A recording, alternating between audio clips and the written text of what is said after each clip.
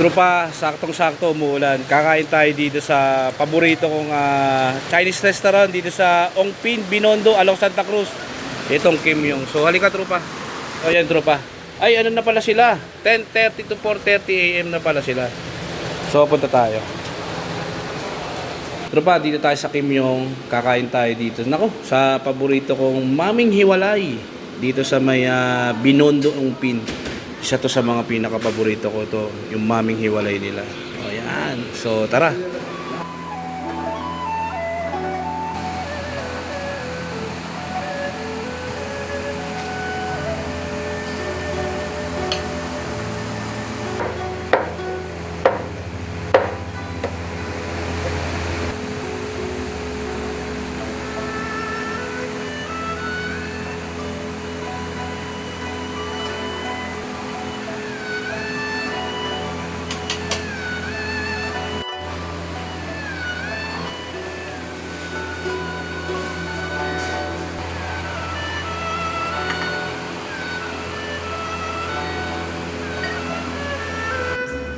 Yun.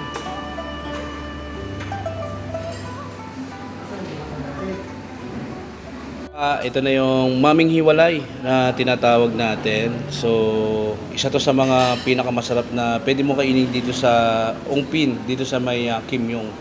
Nako. At meron siyang steam siomai, beef, tapos egg noodles, tapos meron siyang naka-blanch na gulay na pechay. So, tikman na natin. At separate yung mismong sabaw niya. Yan, yung beef soup. Tawag nila dito is parang lotong. Tapos yung soup, another soup ng buto-buto. So, tikman na natin siya. So, bago ang lahat, nako, kalamansi muna tayo. Tapos, lagyan natin ng, eto dati, tropa, inuwi namin to. Yan. Masarap yung chili sauce nila dito. So, very nostalgic to. Nako, batang 90s ka. Isa to sa mga masasarap pwede mo kainan dito sa Ongpin, Binondo. Along ano rito Santa Cruz Yan. So, lalagay na natin siya dito. Manghang tong ano nito, chili sauce nito. Yung sabaw.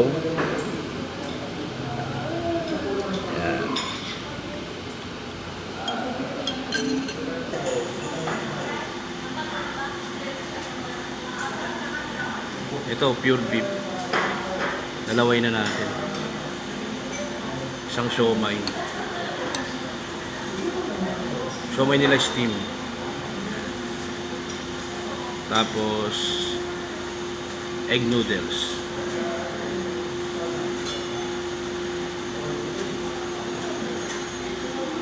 So, yan. Tikman na natin siya. Kaya pala tinawag na Maming Hiwalay. Hiwalay yung sabaw doon sa mismong mami niya. So masarap to pagka tawag dito. Sa malamig na tag-ulan. Ako, isa to sa pwedeng pwede niyo dayuin. Panalo to. At yung lasa nito is very quality. Hindi na siya yung hindi na siya yung katulad ng dati pero masarap pa rin talaga siya. So yan tropa. Ito na tropa. Tikman muna natin yung yung mismo sabaw niya. Tinimpla na natin yan. Yung sabaw niya. Tikman na natin siya.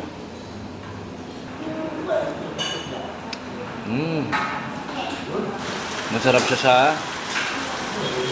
sa malamig na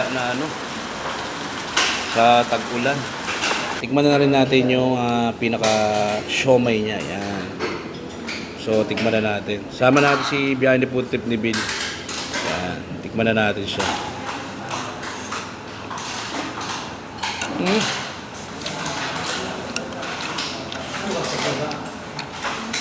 Kasama na natin yung mami. Yan. Tikman na natin yung mami niya. Egg noodles, gawa to may home, mismong gawa nila to. Yung mismong noodles na to.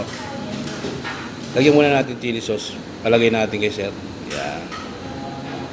Dip natin. Yup, konting dip. Yeah. Tikman na natin. So ito.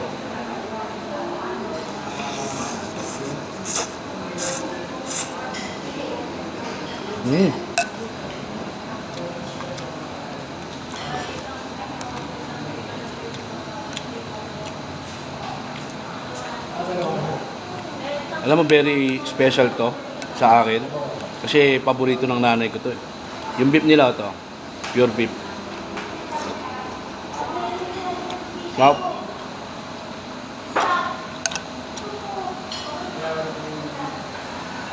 Nagbago man ang lasa, pero masarap pa rin siya. To. Mmm.